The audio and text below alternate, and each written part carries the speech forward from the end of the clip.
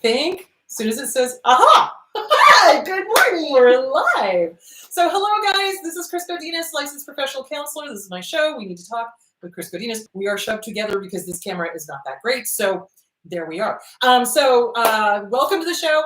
Today's topic is going to be how massage heals. This video is for educational and informational purposes only. The views and opinions stated herein are mine and mine alone, or Diane's and Diane's alone, or Diane's and mine's alone, whatever.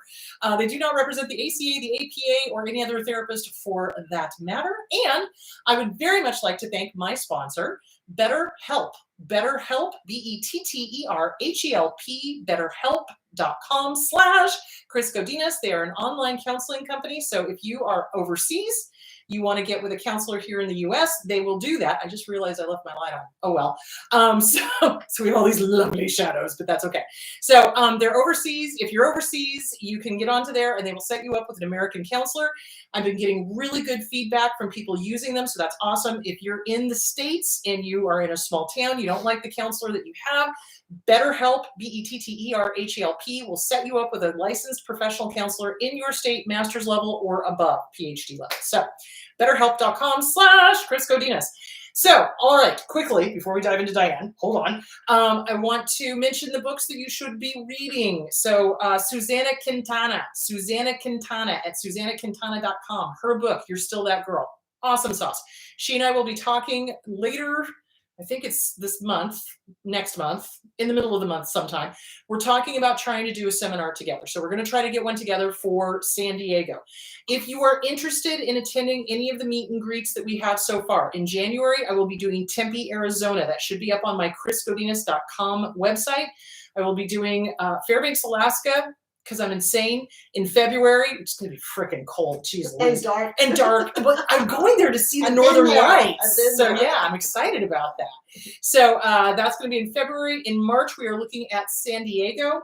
And then April, we're going to try to do the, depending, God willing, and the creek don't rise and this stupid COVID goes to hell where it belongs, we're going to be doing like a seminar in Palm Springs. So anyway, there's all that. Hi, guys. Good to see you. This is Diane. So I want to introduce Diane. Diane is my massage therapist. She's my friend. I've known her, good Lord, I've known you for like, what, 10 years now? Yeah, I think older than that. Older than that, yeah. Maybe 12 or 15. It's a long time. We've known each other for a very, very, very long time.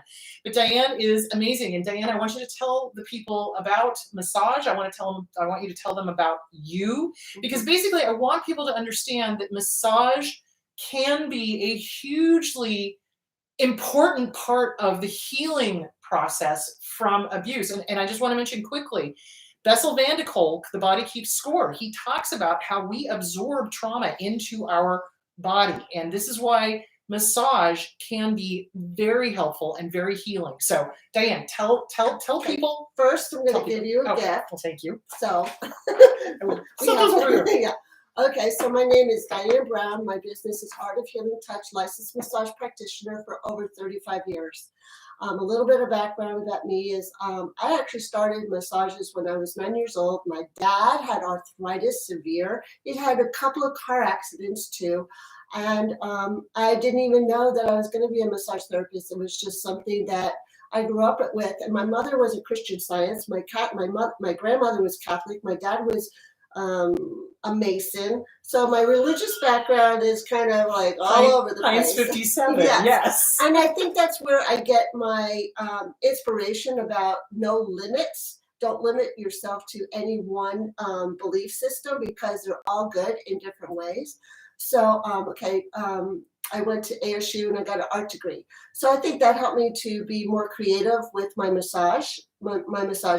I do medical all the way to spa techniques. We'll talk about that, and energy work and all the facets and all the different kind of modalities that you can get from massage. And I think what's important to talk about too is how did you learn? Who did you learn from? Oh my gosh. Because we talked about how the difference between, it really does. So when you're looking for a massage therapist, guys, you want somebody who knows what they're doing, not just somebody who's like, oh, I'm going to go into this because it's easy, because it's not easy, much like people think it's easy being a therapist. Yeah. But you had like masters training you. I was very, very fortunate. I actually, just to let you know, I didn't start until I was 28, 29 years old to pick my field of, I tried all different things and nothing was working, but I was doing massages on the side. And then I went to school, and the school I went to was Institute of Natural Therapeutics in Mesa, which was a chiropractic school, and that's what they focused on, but you needed a foundation of massage. Everybody that they invited to the school were, they were professional, but they were like the Thai yoga person was a professional from Thailand, came over. My monk that came over and taught, my lymphatic person that came over and taught, they all came over from other countries and taught at this school. So I have a lot of very deep roots with people that are masters in their field. Yeah, pretty much. Yeah. So it's the same thing when you're looking for a therapist that does their continuing education units or does their learning to make sure that they go to really, really good professors, teachers, masters, etc. Same thing in massage. Yes. Because one of the things that we often get questions of is how to pick a therapist, how to pick a massage therapist. So how would you suggest that people pick a massage therapist? First, go through recommendations and then see if they're a good fit personally for you. Because what are you looking for when you come in to me? Before you even come, you have a phone conversation. I have to understand what you're looking for, so I can help you bring your essence out the best. If you're looking for physical, emotional, mental release, stress, medical, yeah, or spa relaxation, yeah, all of those are benefit. But if you come to me like, oh, I want to get a massage, like there's a lot, and my toolbox is full, right? And it's you know, it's amazing how much knowledge I have, and it's like all of a sudden I'll start doing it. I'm like, oh, I remember this one, and I'll bring this one into your massage. So I kind of create a massage directly for you. They're not cookie cutter massages. They're not out of textbooks.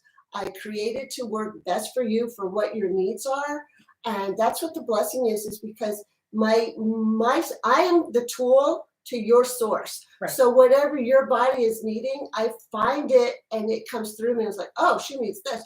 Oh, I could use this. Oops, let's turn the sound off. Oops, wait a minute. There we go. Okay, sorry. Okay, so it's kind of making a signature massage for you. Exactly. Yeah. So it's the same thing when you go to a therapist. It's like if you just say, well, I want to see a therapist, I'm like, okay, what are we working on? What's yeah. You know, what do you help me help you? Help me help you. Yeah. That kind of thing. We are your tools. We want the best for you. So Right. You have to give us information so we could bring the best out in you. Exactly. Yeah. So and this is something, so, you know, obviously my show is about getting out of toxic relationships. A lot of my listeners have been through extreme abuse, physical, mental, emotional, sexual in some cases, and they're terrified of massage because a lot of us have that don't touch me, you know, PTSD going on. So if you were to ease somebody who has had a history of PTSD, especially from an emotional abuse, physical, sexual, mental, you know, being with a narcissist, being with an abuser. Right. What are the massage techniques that are the least threatening that could ease them into starting to work on the body? Okay, so first they have to decide if they want to be a victim the rest of their lives or a victor. Then we would do create a scenario of bringing that forward and clearing that energy. And then after that, you can get a scalp massage for 30 minutes, which releases all the nerve endings in the brain that calms the nerve. Hot stone would be good because you have a barrier between your hand and the person's body, and it's very deep and it's very soothing and loving and caring and compassion, but they still feel like, you know, but there's a boundary between them. The other was, hold on, I remember. You can go and have a massage with your clothes on, which is really quite popular because when you go to do workshops and stuff, you have all these people and they can't keep taking their clothes off. I have to, you know, work with their clothes on. So, you know, take advantage of those chair massages and those work massages and just see if you can find like some release, because we all hold on to our DNA of anger, frustration, guilt, and all these different forms are stuck in our cells and in our DNA. And it might not even be yours. It could be your great-great-grandmother's. Who So knows? We're talking generational Yeah, trauma. generational Yeah. trauma. Yeah, and it's very true because, you know, if you look at my crazy family, I've got 8 generations of, you know, extremely angry alcoholics that also happen to be all lawyers. Oh my. Go figure. I know. Yeah. So it's really important that, you know, Bessel van der Kolk is 100% correct. Our bodies do keep score. We do keep it in our bodies. And one of the reasons why I absolutely adore Diane is because she is the only massage therapist that has ever gotten me to absolutely completely relax and check out. Like, Yeah. brain stops thinking, I go to sleep, I'm happy as a clam. You know? Yeah. So what I do for Chris, and let me just back up because my basic massage techniques that I use, everybody gets a lymphatic system flushing. Okay, wait, talk about lymphatic. What is that and why do they need it? Lymphatics is kind of, it's a little detail, but I'll make it short. Okay, if you have a fish tank and the filter and the water's beautiful and clean, right? And the air bubbles are going through and keeping it clean. Well, then you have the dust, and then you have the food, and then you have the poop, and then you're all backing up in your cells of your lymphatic system, and it slows down because you're not getting enough muscle contractions in your body. So it starts to get dirty water.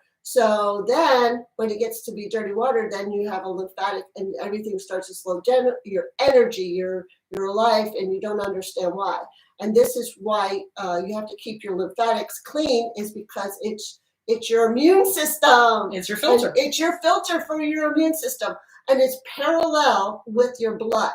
So the lymphatic system goes into your bloodstream, tiny, tiny cells like that, and goes through and goes back up to the filter of the fish tank and gives you clean blood through your whole system. Exactly.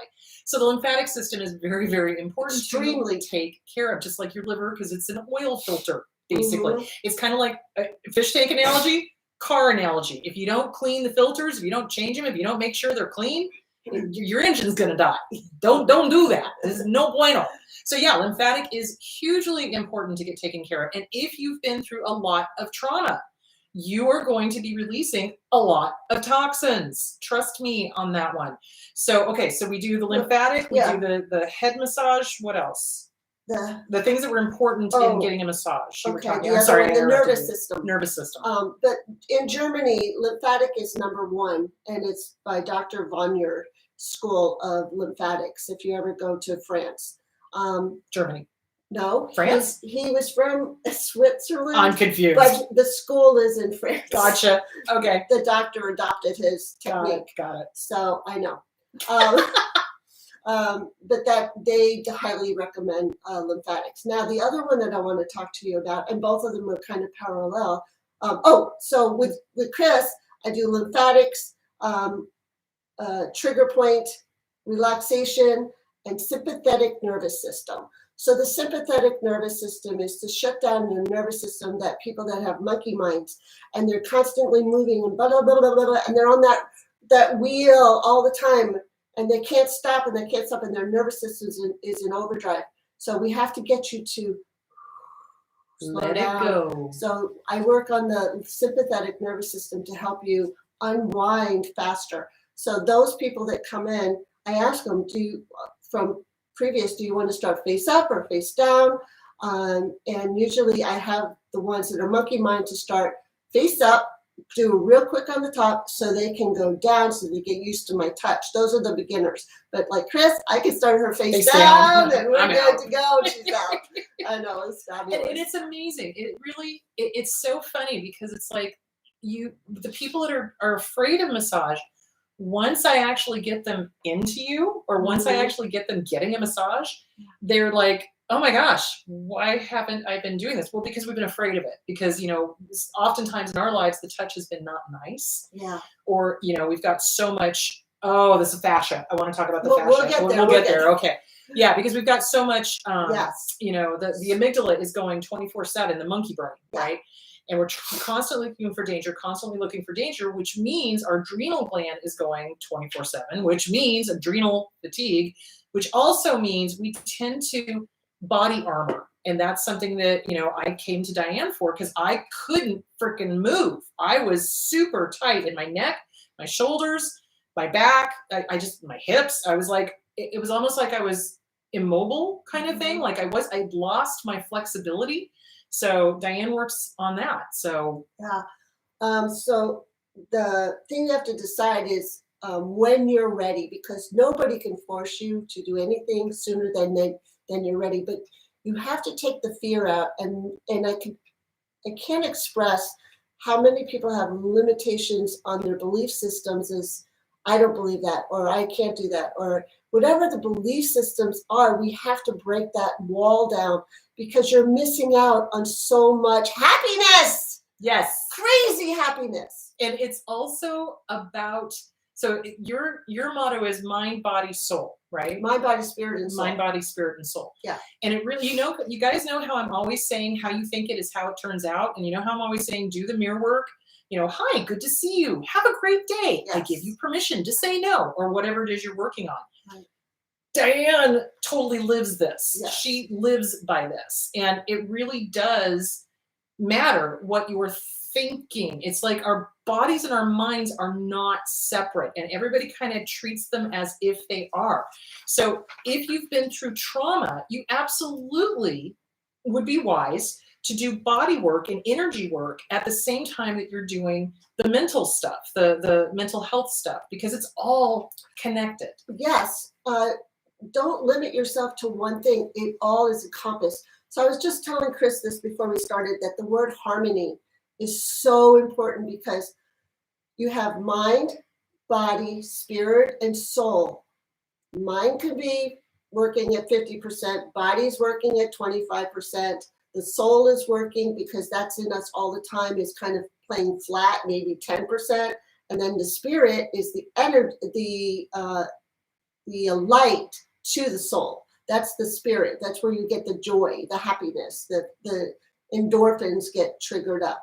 But you always have the soul, but they can be unbalanced. Well, harmony with massage tries to raise that up so they're all at the same level, so they integrate with each other for the harmony and the better life that you can live. You can live a better life. Absolutely. You just have to choose to do that. Absolutely. So Yeah, talk yeah. about the fascia. I think people need to understand that. Okay, so the fascia, an easy way to express the fascia is, if you have a piece of chicken and you brought the chicken home and you want to put it on the barbecue, but you decided that you want to take the skin off. So what you do is, here's the skin, and then there's the slimy stuff right here on the muscle. So you pull off the skin, and the slimy stuff is the fascia. What happens with people with stress, mental, emotional stress, or even spiritual stress, the fascia gets stuck to the muscle, and then the muscle can't move into the range of motion that it needs to be moving, because it's stuck. And then so massage breaks up the fascia, so the muscle is allowed to go flat and get that range of motion that you need in your body. And that's what's happening with body armoring. So when we are doing this Yeah. all the time, living in fight, flight, freeze, or fawn, right? Because our amygdala is freaking out. So we're like this, adrenal gland is going crazy, and we're tight and we're tense and we're not breathing, holding our breath, et cetera, et cetera, et cetera. We get muscle armoring. And it's counterintuitive. It's like we're trying to protect ourselves by doing that. But in reality, we're more protected if we're loose and we're flexible and we can move. Flexibility, yep. Yeah, exactly. And that's why going to a massage therapist, especially if you're noticing that you've got that body armoring going on. For me, when you worked on me, the beginning, not so much now, but in the very, very beginning, sometimes she would work on me and I'd find myself crying. Oh, emotions. Emotions. So emotions do come up because, again, the body keeps score. We hold trauma in our bodies. So when she was doing deep tissue, especially on my neck and my shoulders, sometimes I'd never let her know that at the time. She was like, "Really, you were crying?" I'm like, "Shh." Yes, yes.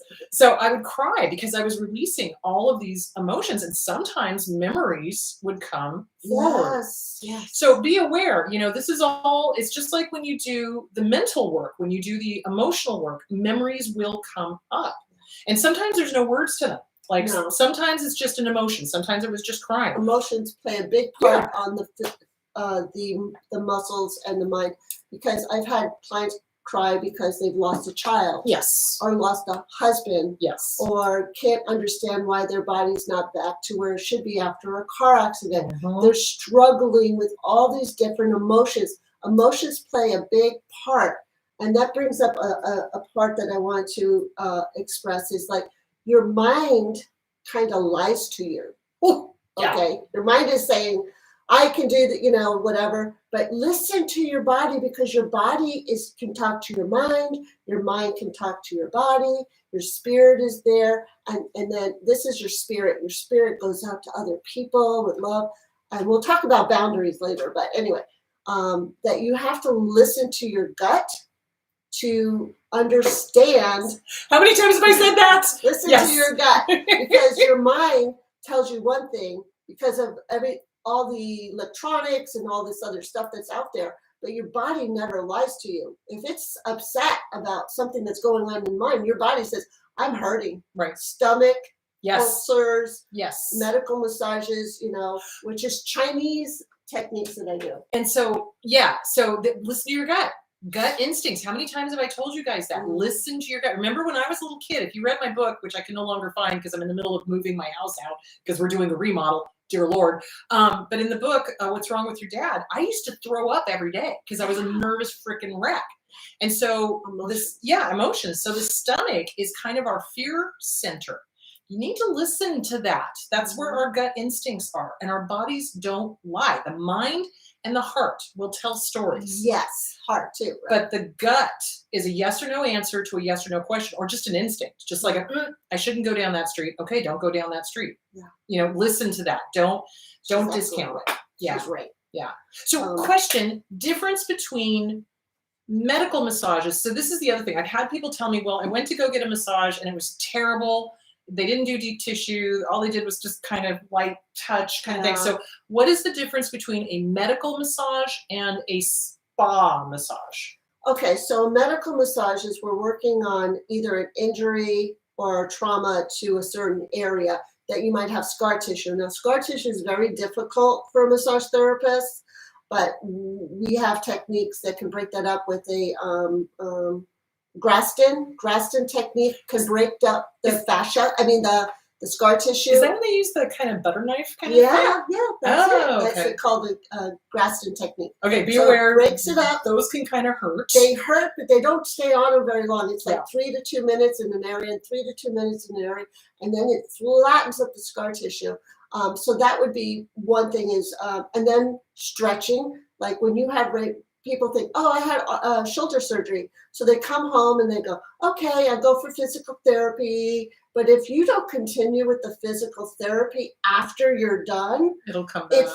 Your whole arm and shoulder and neck start to freeze up. You have to keep learning to do those exercises the rest of your life. Yeah, but moving. Just put it in. Yeah, moving. So it's about sports, doing exercises, stretching, keeping the muscles contracting so your blood and can heat up the muscles so they're more flexible. Exactly.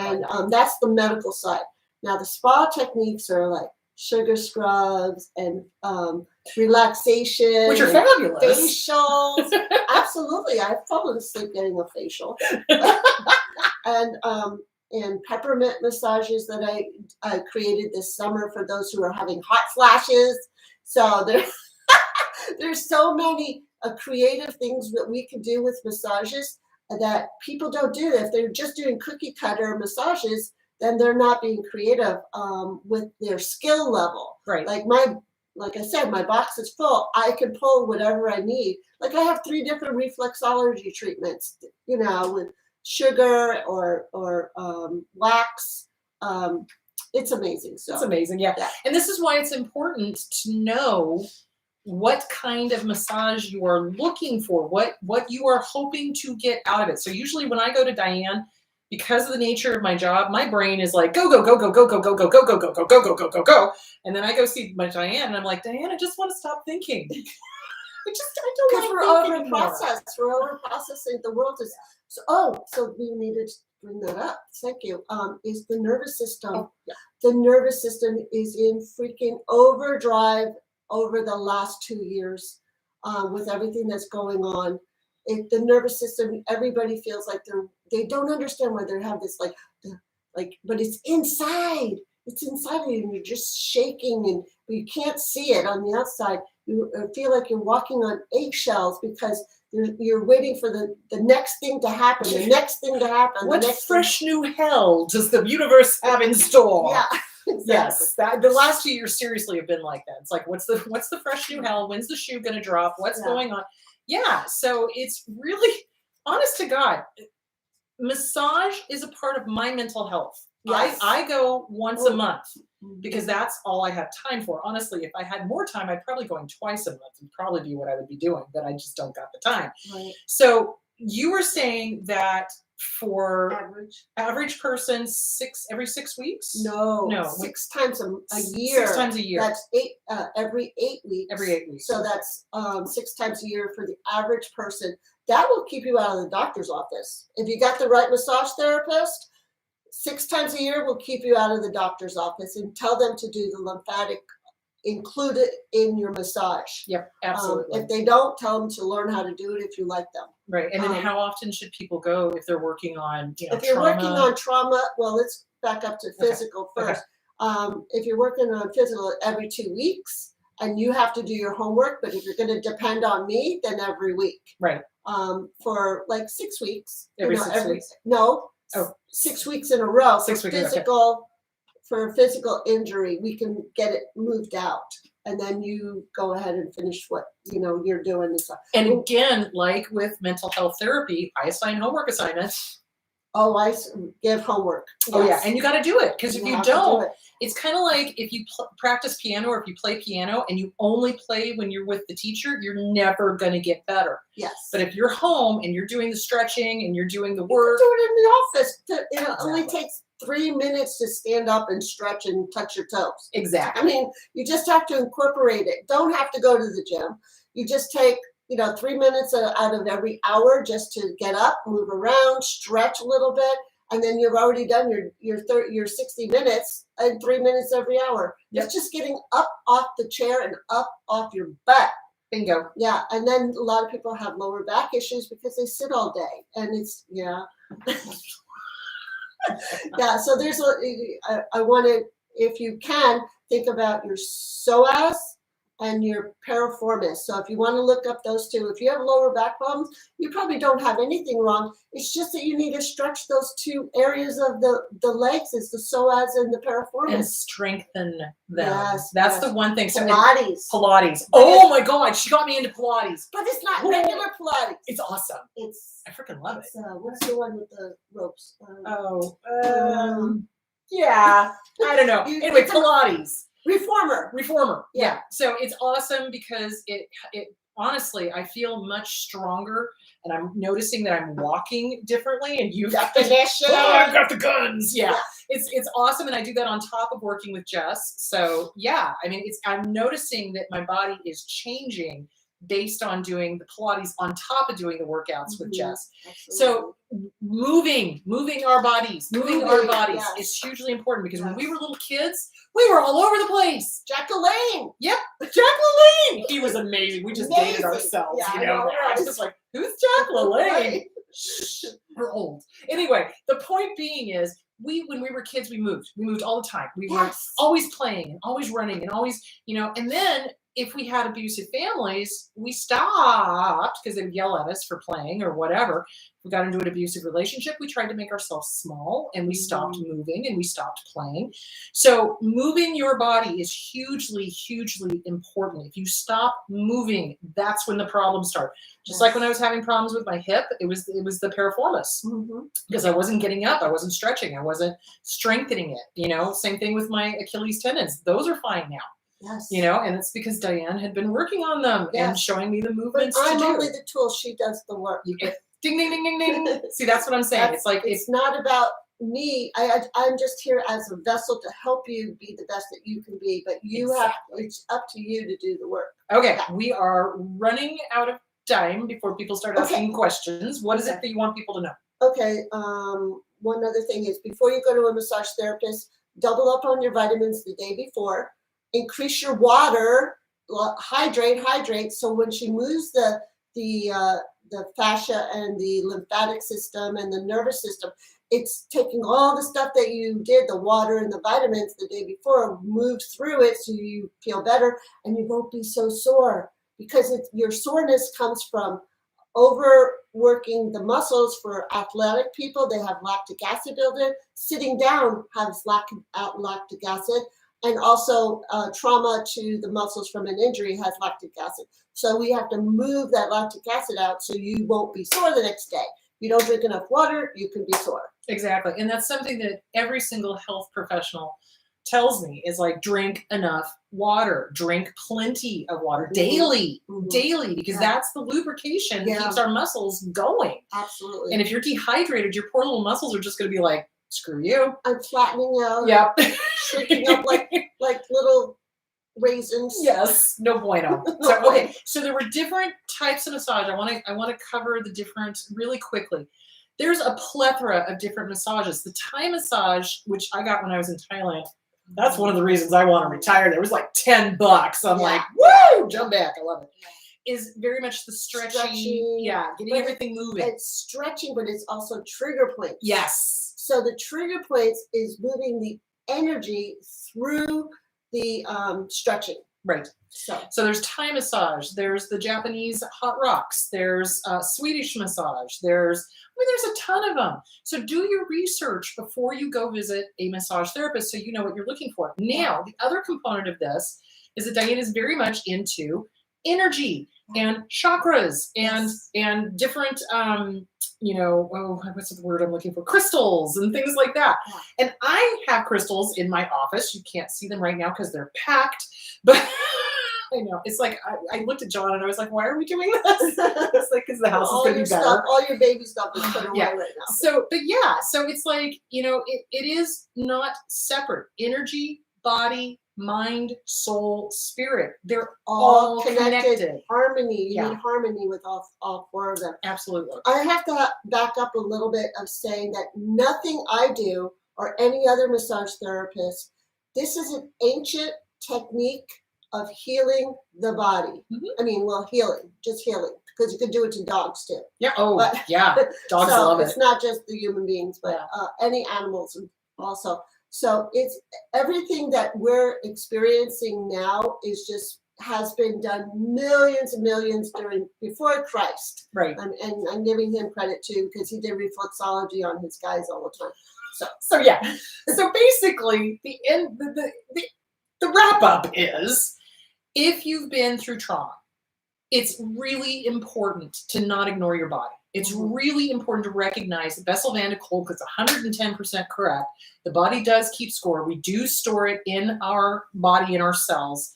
That's a great book too. Is that upside down in there? No, it's fine. Okay. It's backwards, but it'll be fine. Trust me. So it's called The Energy Codes by Dr. Sue Morter. She was a chiropractor. So that's a good book to get. So realize that the body, the mind, the spirit, and the soul are not separate. If you're having to work on trauma issues, you might as well.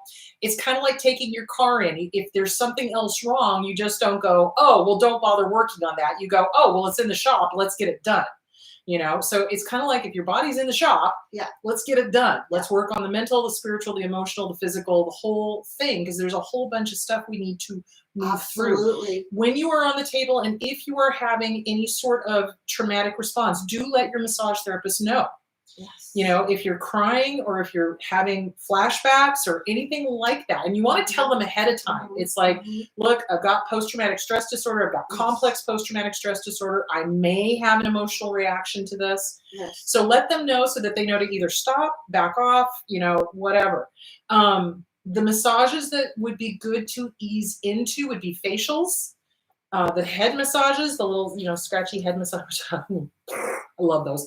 That type of thing, or get a massage with your clothes on. You can do that as well. It's your massage. You're the boss. So Yes. remember that. All right. Anything else, or shall we dive into questions? Or well, I just have one other thing about energy work. So there's some of us that are very, very sensitive. We're just sensitive human beings on the planet. And then there's all different levels of that sensitivity, and then you get the high energy, and then really high energy people, the A type ourselves. But one thing is, I learned this from a workshop that I went to, and it's like when you wake up and you're feeling heavy chested, frustrated, emotionally not ready for the day, and you're feeling this like sensitivity going on.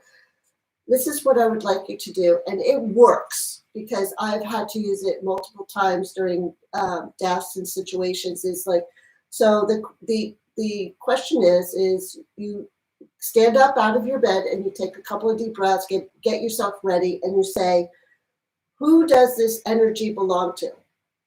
Who does this energy belong to? Who does this energy belong to? And the important thought was nobody's going to answer you. Okay? Nobody's going to answer you, but it's very, very heavy because you could just feel heavy, emotionally heavy.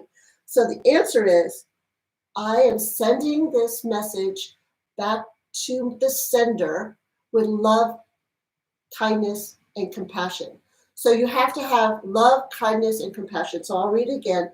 I am sending the energy back to the sender with love, kindness, and compassion.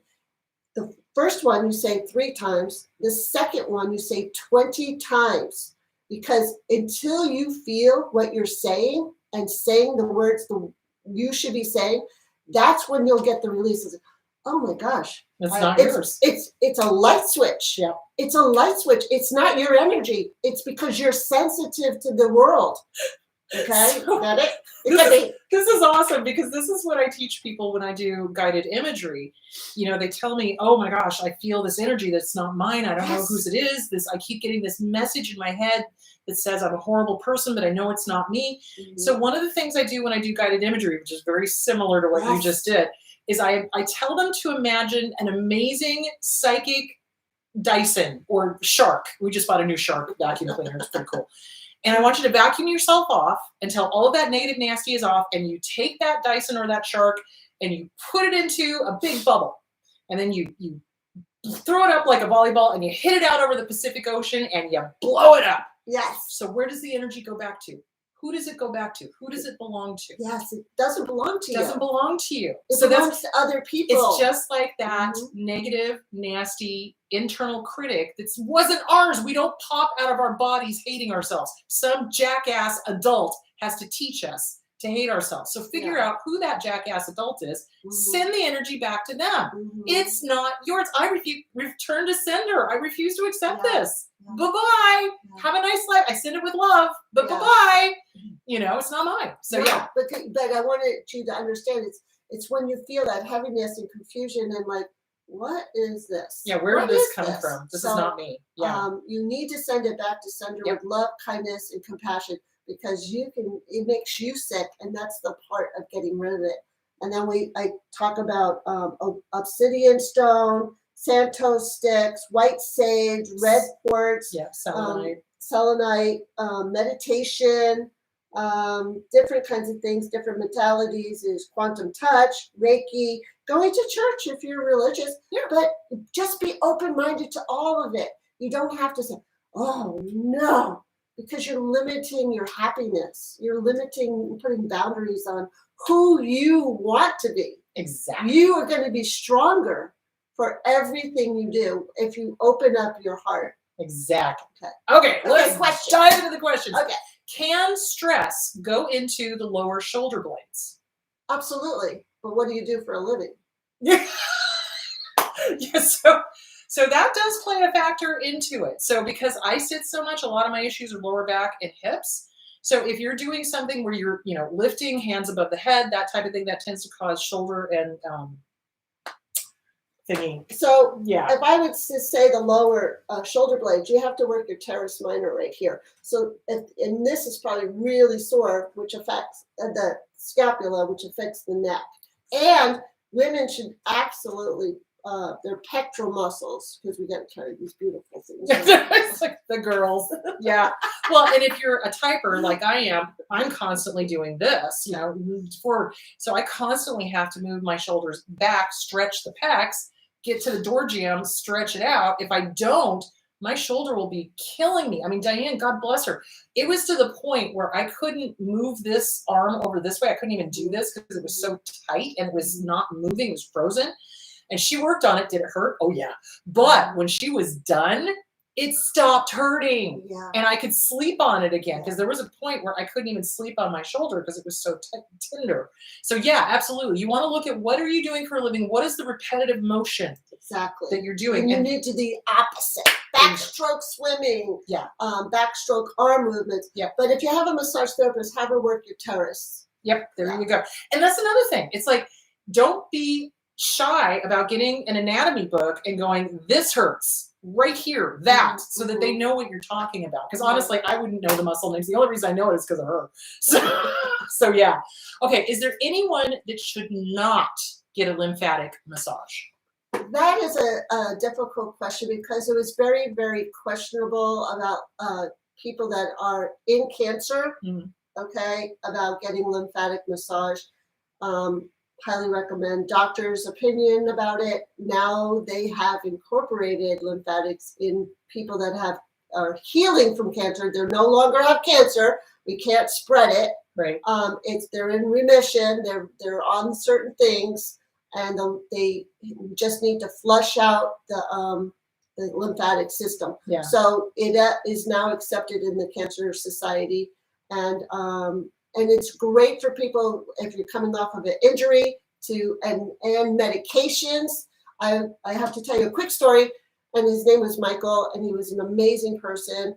And he came into me and he says, I am dying.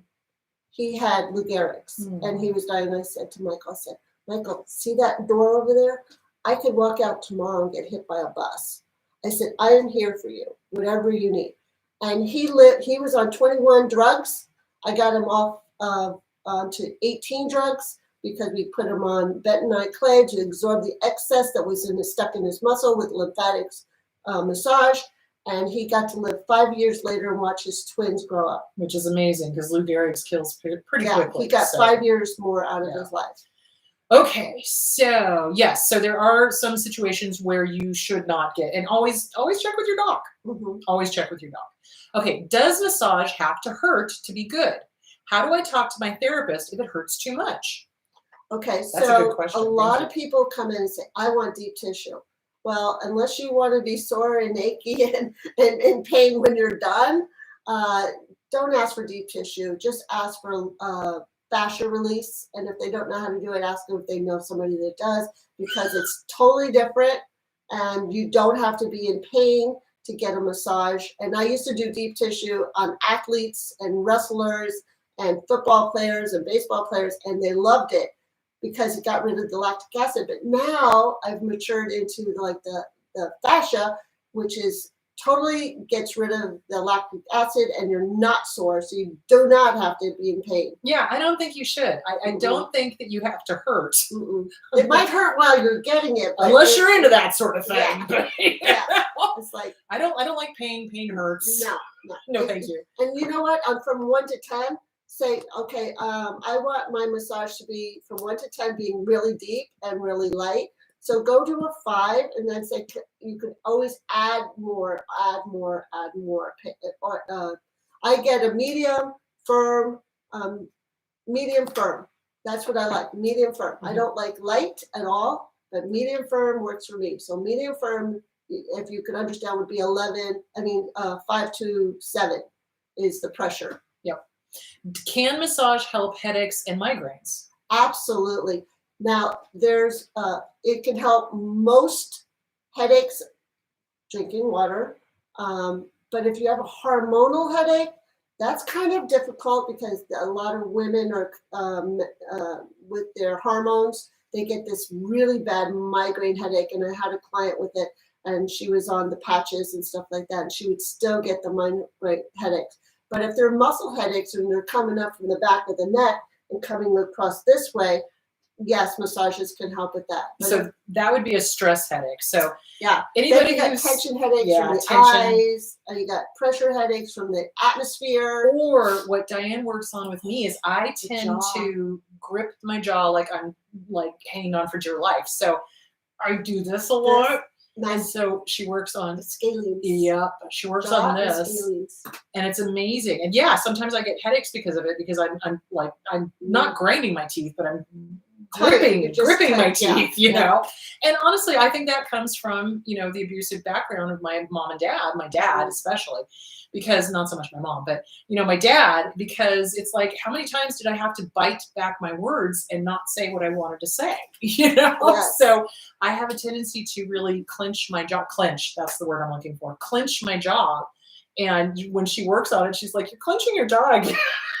Yeah, I have been. I'm a little stressed out. So yeah, absolutely. Are there medical conditions which make massage inadvisable? Well, cancer is one of them. Is there? Yeah, that's a kind of a hard one. Cancer is a hard one. Okay, makes a massage Inadvisable. inadvisable. Not that I know of from ancient history that massages can pretty much help everything, but again, everybody's different. So I don't want to. I want to be. What about pregnancy? No, they could have pregnancy massages. Okay. Actually, I've helped a baby a long time ago. Her baby was upside down in her stomach and gave her a massage 2 days in a row, and the baby flipped on his own, and she was able to have it vaginally. Nice. Yeah. Nice. Yeah. Okay. How will I feel after a massage? Is there anything I should do afterwards? Ooh, yes. It depends on the kind of massage, but if you have just a basic massage, I would have dinner ready. I would light some candles, go take a hot bath, and then you can wrap up into your bath towel or sweats and then a blanket and detox for about an hour and just let your body just absorb the warmth into your deep joints, and you just feel so much better, and just make sure you're hydrated. Yep, absolutely. I mean, honestly, it's like I try to schedule my massages. This doesn't always work out, but I try to schedule it at the end of the day. Yeah. So that, you know, I don't have any other client. How often has that worked out? Never. She always has to go back. I always have to go back and do another client. But try to schedule it at the end of the day, or when you know that you've got time for you. This is again part of self-care. And no, self-care. This is not the floofy self-care. This really, like I said, mind, body, spirit, physical, mental, emotional, all connected. If you're working on PTSD, CPTSD, you might as well work on the whole system. That's right. So this is all about healing you. So do take the time if you can. If I can't, I come back, I'm still in my comfy clothes, I see my clients, I finish my day, and then I go to bed. So, because I'm wiped. Yeah. So yeah, absolutely. I love that idea of taking a hot bath. It just make the rest of your day like your own spa day. Yeah. It's awesome. But you already have dinner in the crock pot. Oh, show the book. Again, somebody's asking for the name of the book. So it's called The Energy Codes, and it's by Sue Morton. Energy Codes by Sue Morton. Okay, so she's got like 3. Are there any other good books on massage or the art of touch? Ooh, there's tons of books. There's so many. There's different people here in Tucson. She developed the many different. There's lots and lots of books on massage. I should actually write one, but who has the time? You should. I know. If I have time to do books, you have time to do books. Seriously. There are many good books. I don't have them with me, but I could probably give them to Chris, and she could forward them on to you. I can definitely do that. Okay. Any suggestions on things to take to flush out the lymphatic system? I got a therapist, but I didn't feel like they really heard me. Should I go back, or should I find a new therapist? No. Find a new therapist. No. Yeah. Lymphatic is a very gentle massage. It's not pressure at all. So if I was to use, if you watch her skin, this is the treatment, and I'm moving the fascia because the fascia is on top of the skin. And but it takes a lot. For my massage, I don't do less than an hour and a half to 2 hours for lymphatic massage. It's a very gentle massage, but flushing it, yes, you could drink straight cranberry juice or drink lemon juice, a lemon, no sugar. No sugar. No sugar. Oh, so like in number the morning, one, yeah. cut your sugar in half or less. Because it's an inflammatory. It's an inflammatory. And sugar is really, really bad on your system. There's a reason why a lot of Americans have got diabetes and pre-diabetes is because our diets are filled with sugar. Everything has sugar. Everything has sugar. But if you can cut down half the sugar, you'll start feeling better. If you can take the quarter of it away, that would be, extra quarter, 75% away. So something that I do in the morning is I take lemons and I squeeze them into my water, and then I just sip on that throughout the day. Okay, my grandmother was Italian, so we were brought up with hot lemon water in the morning for our skin with a little bit of honey. I had to have the honey. Right. But see, I can taste the sweetness in the lemons. It's so weird because I quit eating sugar. I don't eat sugar. Yeah, anymore, well, that was back then. I was like 9 or 10 or 11. Yay, Italian grandmas, man! I'm telling you. So lemon water is great.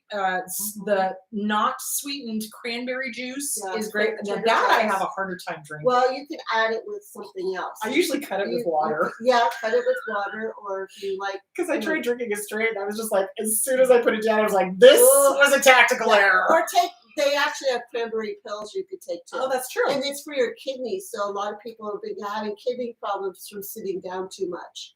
And it's really, really weird. But I'll have, like, for 2 weeks, I'll have people come in with all back problems.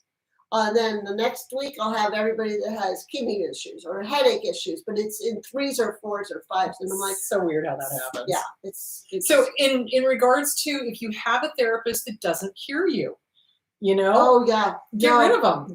They're not there to tell you what to do. They're there as your asset. You that's not the word I want. They're there to make whatever you need. So hopefully they'll listen to you and not do it. Oh, you need this. No, you don't need this. You have to tell them because they don't know what you need. So you have to talk. Right. And say, this is what I'm feeling. This is what I want. And if you're telling them that and they're blatantly ignoring you, there's your sign. They're not the boss. You're the boss. You're your the boss. Body's the boss. Bingo. And you have to understand it. That's the way it is. It's like, if you want the best treatment for your body, you have to find the right therapist. Okay, why is it so hard to let go and relax? I was abused in the bath as a child, bath/shower.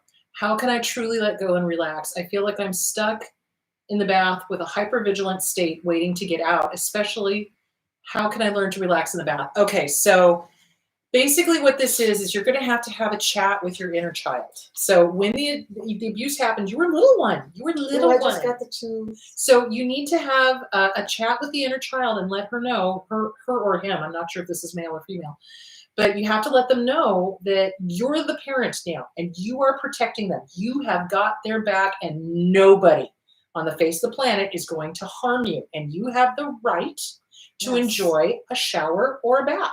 Now, is it going to trigger you? Yes, it is.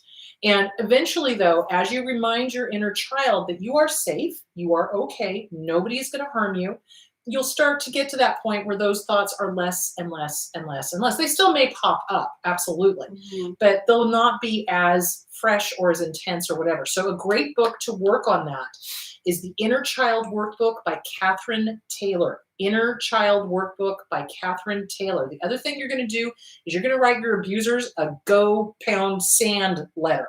Yeah. So, dear abuser, you did this. You took away my enjoyment of the shower and the bath because you abused me in the shower and the bath. So, you know what? I'm the boss now. You don't get to live up here rent-free one more second.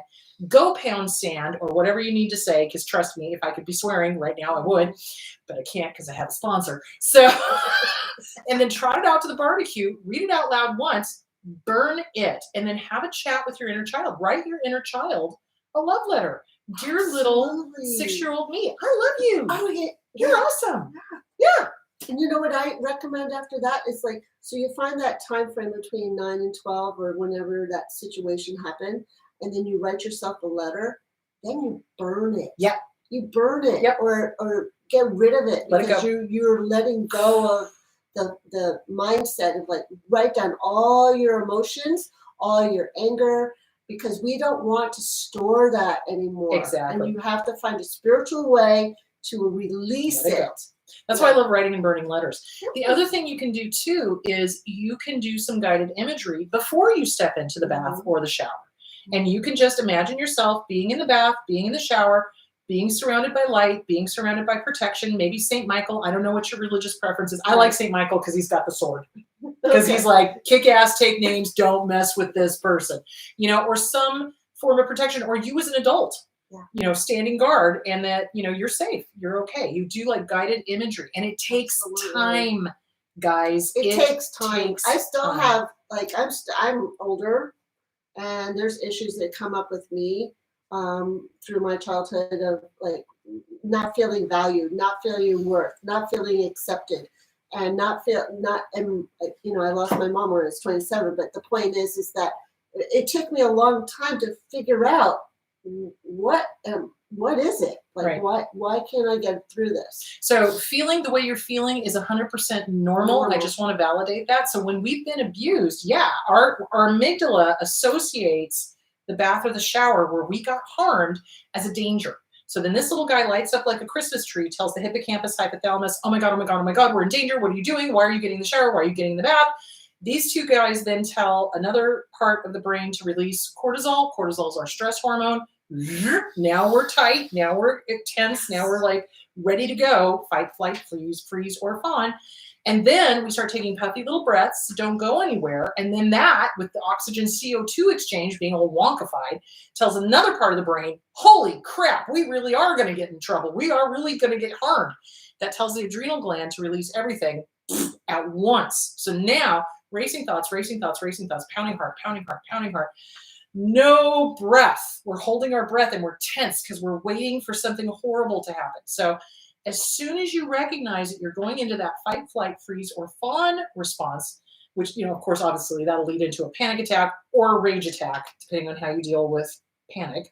So as soon as you recognize that you're tensing up and you're thinking about going to take a bath and you're like, oh my God, hell no. Then you got to go, okay, stop. I'm going to breathe. Breaths. You were talking about breaths. Oh yeah, there's lots of different breaths, but I try to teach my client a couple of different breathing techniques. One is the 4-4 count, so you breathe in for 4, and you exhale for 4, and breathe in for 4, and exhale for 4. Good job. And then and I like to pretend like, you know what I love is Tai Chi. Oh yeah, because you're always doing the breathing in and pushing it out. It's like the wave, like the wave of the ocean. Yeah. Or the trees in the forest. Yeah. The other one is you breathe in real quick, and you go down a slide.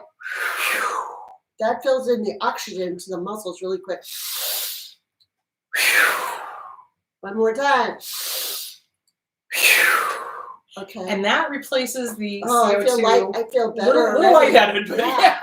The oxygen CO2. So now you've got enough oxygen in your system that your amygdala starts to go, oh, wait, there's oxygen. We're okay.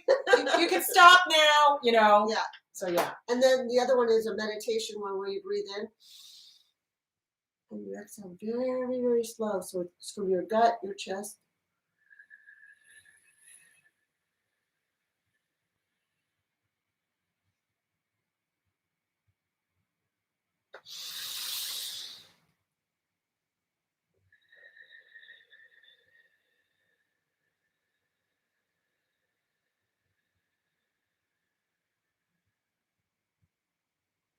That's a good one to do right before sleep. Yeah. To shut off the monkey mind. And just like do about 10 to 20 of those. And you'll be out like a light. And I'm telling you, we also need to talk about smells. Oh, smells. Aromatherapy. Aromatherapy. I thought about it when you were talking about the bath, is find a scent that you like and put it in your water. And I mean, candles are fine, but maybe put the oils on your skin. Breathe them in while you're taking your bath. Ones that you like, maybe mother's apple pie, whatever it is. Sandalwood is a good one. Sandalwood is wonderful. Sandalwood smells amazing. Frankincense. Frankincense is amazing. It's an amazing one. Yes, I love those smells. I don't like lavender. A lot of people are like, oh, lavender. And I'm like, oh, lavender. You know, for some reason, that smell just doesn't do it for me. Yeah. But vanilla, love the smell of vanilla. That works. You know, frankincense works. Whatever. Some people Whatever favorite ones. Okay, favorite so ones. let me just give you a little short history. Okay, so you have a tree. Okay, so if you need to be uplifted for the morning, you want to use the citrus ones, the flowered ones, the leaf ones, all that kind of stuff. If you're coming down from your day, instead of having that second coffee at 2 o'clock in the afternoon, you don't want to have the 2 o'clock coffee. You want to start grounding yourself with sandalwood and frankincense and the root smells, the root smells of the trees, like things that are grounding you. Right. And that's another topic, is grounding, is learning how to ground yourself. And Chris went over one about putting your stuff in a bubble. In a bubble. And the other one is, I actually do this like little dance in front and back of me before I leave the house, so nobody can come into my territory, and it works with driving. Oh yeah. I can push traffic, guys. Yep. It's amazing. It's amazing. Our brains are really, truly amazing. So, okay, so grounding yourself, breathing, scents, smells, reminding yourself that you're okay, posting a guardian, you know, like St. Michael, or, you know, a spirit guide, or whatever you use, that, you know, you're safe, you're protected, or you as an adult, you know, okay, little one, I'm standing guard, you're safe, nobody's going to harm you.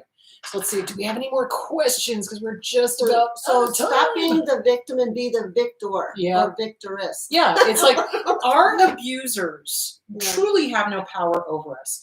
A lot of the time, it's the amygdala trying to keep us safe. So it tries to make us avoid things or situations or places that remind us of how and where we got hurt.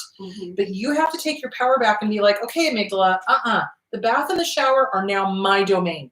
I own it. This bath is mine. This shower is mine. No abuser is allowed here, because I will kick their ass and take their name. So you take your power back. They have no business living in your head one more second. I think this is going to be our last question, because we are at the 1 o'clock. Follow up with that is, tell your mind, as soon as your mind goes to negative, no matter what time of day it is, stop. Thought stopping. Stop the brain right away and put in love, compassion, peace, protection, all of those good things. I mean, don't let that get a hold of you. You have to stop it as soon as it gets there. Yep, as soon as you recognize it, thought stopping. Thank you for your input. That was a lovely thought. Guess what? I am the parent now. I am protecting myself. I want happiness. I'm going to enjoy this shower. Watch me enjoy this shower. Exactly. At this point, I would be flipping off the abuser, but again, I have a sponsor. Picture a waterfall coming down your beautiful body. In golden energy. Oh, there we go. Golden energy. I love the white gold energy, the Christ energy. Okay, this one's going to be our last question, guys. All right, I have been trying to calm the inner child and converse with her more than ever recently. Times of stress, she is hard to call over and comfort, but she needs it more than ever. Is that weird? No, it is not weird. It is not weird. When we are stressed out, it's really hard to do that guided imagery. It's really hard to get in touch with that softer, more vulnerable side of ourselves. So remember, when we are stressed out, we tend to revert back to, you know, distancing and anger and you know, fight, flight, freeze, or fawn. So yeah, no, that's not weird at all. When we are stressed out, it is harder to get in touch with our inner child. But what's the word I'm looking for? Paradoxically, I think that is the time to get in touch with your inner child, because the inner child is probably terrified. So the inner child is probably afraid. So just start journaling. Talk to the inner child. Do the guided imagery. If you can't do the guided imagery, write that inner child a love letter. You know, write them a letter. Say, hey, I know you're scared right now. I know it's really hard for us to talk right now, but you know what? I'm going to keep talking to you because I love you, and you're awesome, and you're strong, and you're powerful, and I got your back. It's all good. Yes, are we stressed out? Hell yes. Is it going to be okay? Yep, it is, because I'm here. I'm the mama and dada now. So yeah, that's totally normal. Any last thoughts? Okay, so on following up with that is find your sacred space. Sacred space is a time in your life that you were happy, joyful, filled with love, no worries, no stress in your life, if possible. You know, find that, 12 to 9-year-old that had no financial burdens, no things like that, but find your sacred space. And what that means is a happy moment that you had, like sitting on top of a mountain, and you knew you were meant to be on this planet for a purpose, but you didn't know what it was. Feel the light in your spirit come out to share it. Just find that sacred space of a happy moment, a grandma coming to the door and say, "You're my favorite grandchild," or being at a creek and just laying back and seeing the leaves over the water. Just a sacred space that is your very own, and you do not share that with anybody. You could go into the ladies' room and have 1 minute of sacred space during a Exactly. crazy day. So some people don't have I know. a moment Yeah. like that. So you have to kind of create it in your head. Okay. So if you come from a family, that was abusive, and there was no sacred space, there was no time that was safe or quiet or calm or anything else, you create it in your own head. So for me, I love the ocean. That's my sacred space. So what I will do is I will just imagine an ocean, just a beautiful beach with the waves coming in and out, the seagulls flying over, and that's my sacred space. So if I need to calm down, if I need to regroup, if I need to do anything, I'll go into the ladies' room and I'll just be like, calm blue ocean. I have many sacred spaces, but I travel a little bit, soul traveling, so I just love it all. But meditation, calming, figure out how to meditate. It takes work to meditate. I do 3-minute meditations, 5-minute meditations. You don't have to do a whole hour. Exactly. But then the inner child starts to come, the more still you are. Exactly. So Diane, thank you so much for coming out today. See, I told you this would be fine. You're so fun. She was so nervous. She was like, "Oh my God." I'm like, "You're fine. It'll be fine."